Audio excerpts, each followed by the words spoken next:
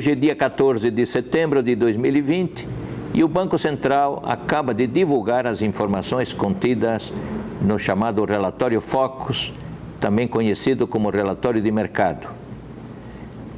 Lá no site do Banco Central do Brasil, você entra com a data do dia 11, a última sexta-feira, que é o dia em que o Banco Central recebe todas as informações de uma centena de economistas que trabalham de maneira independente, que trabalham em bancos, que trabalham em corretoras, e esses colegas economistas enviam suas projeções para o Banco Central do Brasil.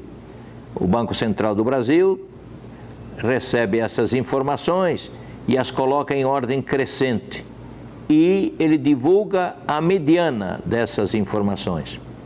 Então, o papel do Banco Central do Brasil é o de receber as informações, colocá-las em ordem crescente, encontrar a mediana e divulgar essas informações, via de regra, quando não é feriado, né? Sempre às segundas-feiras. Então, o que nós temos aqui? Um conjunto de variáveis extremamente importantes. Variáveis que afetam as decisões, que afetam as escolhas de muitos agentes econômicos. Há uma mudança significativa no comportamento das aplicações financeiras de milhões de pessoas com esta taxa de juros a 2% ao ano. A taxa de juros no Brasil, a básica, é a que remunera os títulos públicos do governo federal. Está em 2% ao ano em termos nominais.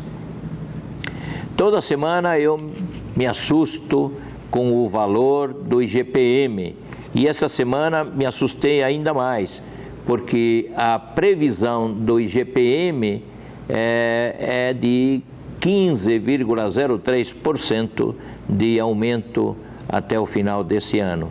Se a Selic é 2%, em termos reais, utilizando o IGPM, você está perdendo 13,03% em termos de poder de compra.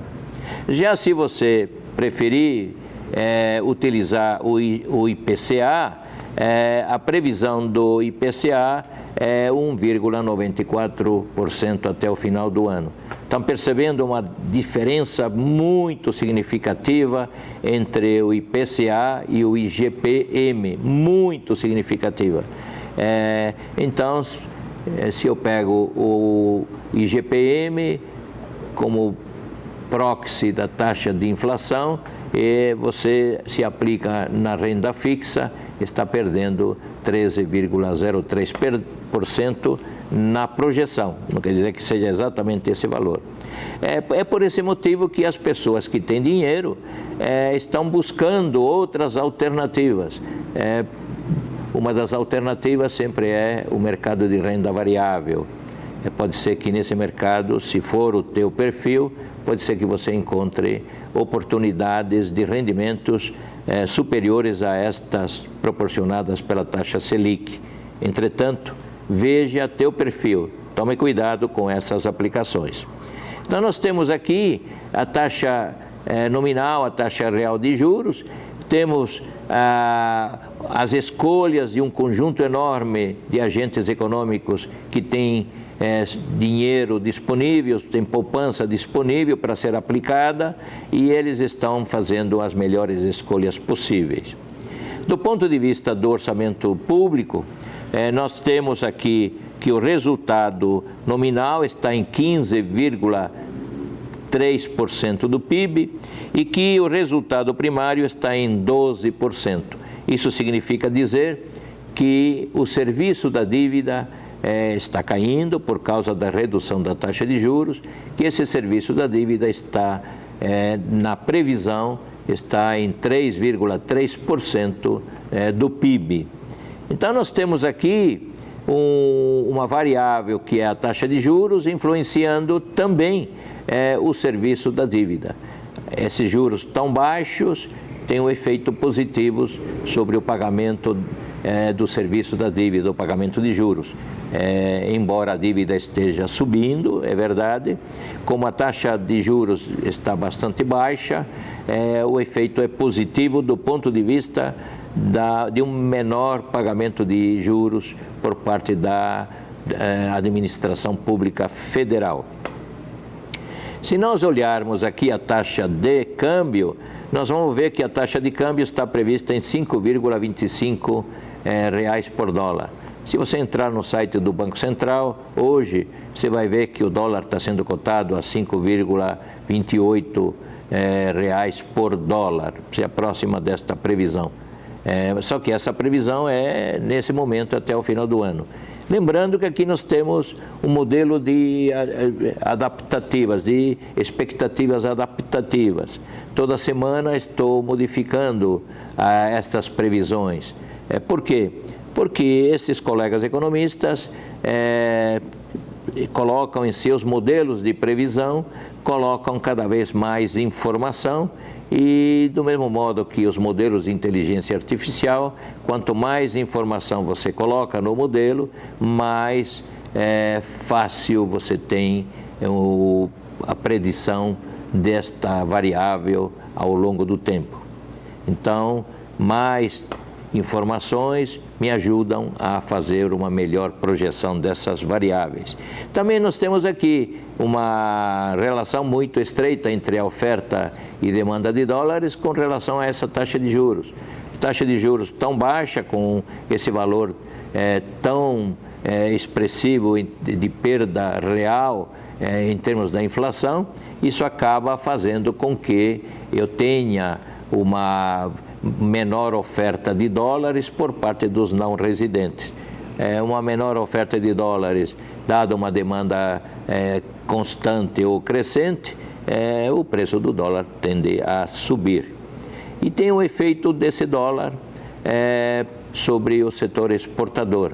É claro que quanto maior seja o valor do dólar, né? Como as vendas são feitas em dólares, mais reais o exportador vai acabar recebendo. E aqui nós temos uma balança comercial prevista em 55,15 bilhões de dólares, positiva. Lembro que desde os primeiros 4 anos do Plano Real, de 94 a 98, a balança comercial sempre foi negativa. E também lembro que a previsão da conta corrente está em 7,5 bilhões de dólares negativos. 7,5 bilhões de dólares negativos. E lembrando que a conta corrente é a soma da balança comercial, da balança de serviços e das transferências unilaterais, acima da linha. E o resultado obtido é muito pequeno, facilmente é coberto. Aliás, ele pode ser coberto facilmente pelo montante de investimento estrangeiro que está sendo previsto para este ano de 2020. Bom, estamos falando das principais variáveis. Preços administrados está com uma previsão de 0,9%, ainda de aumento até o final do ano.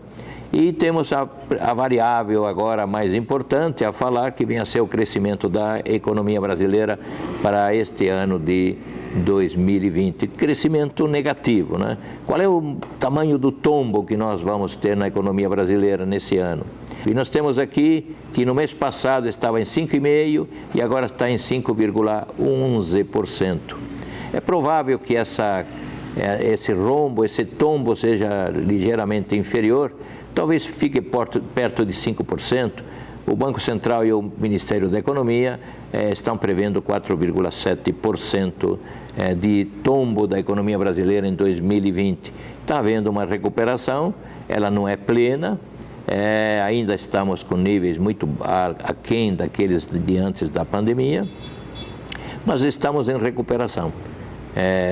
Felizmente estamos escapando desse terrível vírus, devemos tomar todos os cuidados possíveis e imagináveis.